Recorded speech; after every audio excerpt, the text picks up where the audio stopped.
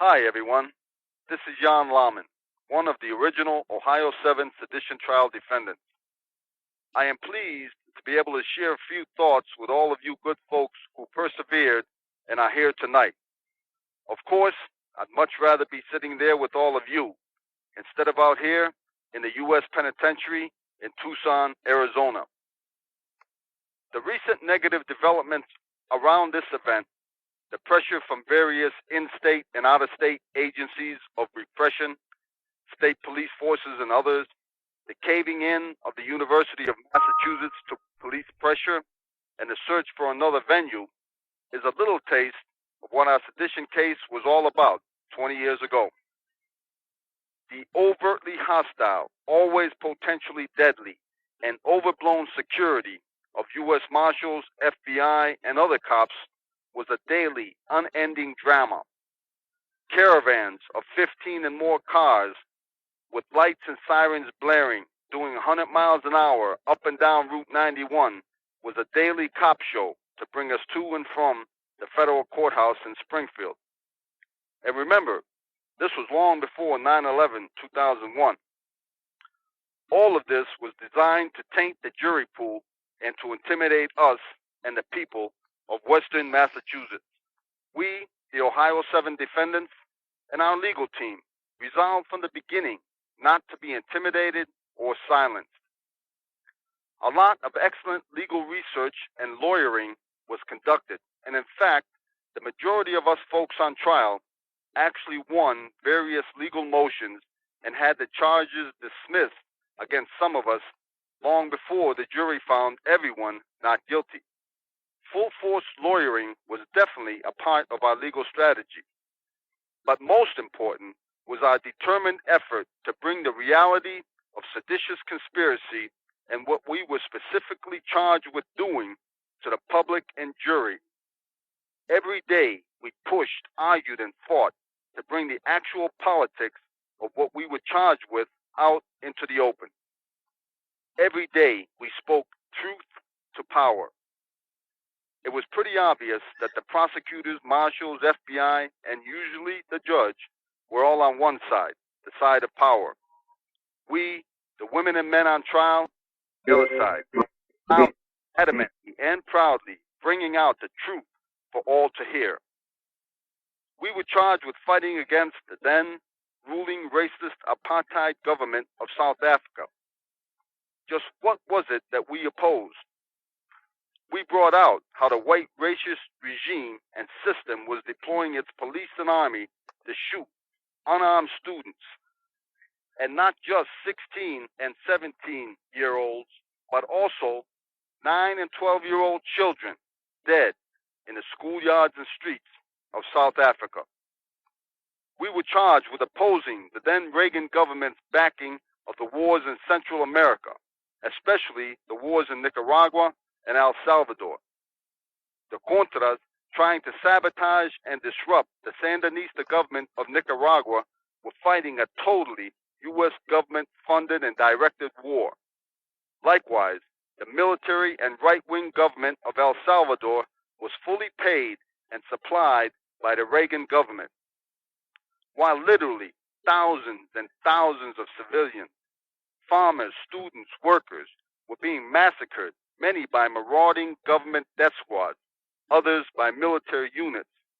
Ronald Reagan was talking about stopping the leftists and nationalists south of our border. We were also charged with supporting the Palestinian people's endless quest for peace and their own homeland, as well as the then active struggle of the Irish people for an end to British colonial rule of their island nation. We also were charged with supporting the Puerto Rican people in their century-long struggle against U.S. colonial control of their beautiful island nation. In many ways, on most days of our trial, we brought these truths out in the open in that federal courtroom in Springfield. It was this speaking of truth to power, of showing what we were supporting and what we were against, that was the ultimate basis of our victory in the courtroom. Forceful and brilliant lawyering was an important element, but putting real events and people into our anti-imperialist work allowed the jury to side with truth against the corrupt and brutal power of the U.S. government. So we won that trial, and then we all went to prison. The Sedition Trial in Springfield in 1989 was the second and even third trial for some of us, and everyone had sentences imposed from these earlier cases.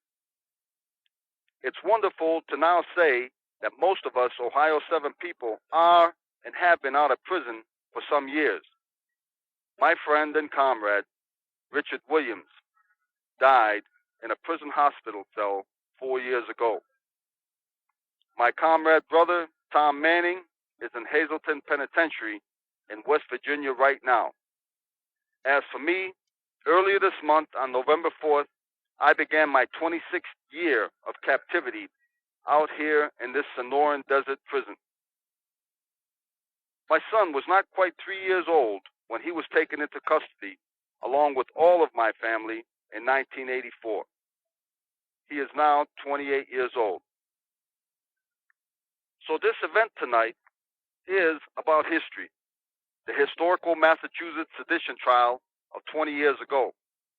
But it is also about ongoing life and struggle. There are presently almost 100 overtly political prisoners languishing in U.S. prisons across the United States. That is, in addition to the Al-Qaeda and other Islamic prisoners in Guantanamo and other secret and not-so-secret prisons. One voice of U.S. political prisoners is For Struggle Mag. You can find that at www.4strugglemag.org. Our issue number 14 is just out with a lot of words and ideas from the hearts and minds of U.S. political prisoners and friends. There should also be some paper copies available at this gathering. This event tonight is about history, but the history and reality of American imperialism, of U.S. wars, of inequality, injustice, and suffering within the United States is ongoing. The history of struggle 20 years ago continues today in our efforts to end the wars in Iraq and Afghanistan and to bring all the troops home now. It continues in people trying to save their homes and jobs, in people fighting to protect our environment and planet, in working for a sustainable, cooperative future, and an end to the tyranny of Wall Street banks and corporate greed.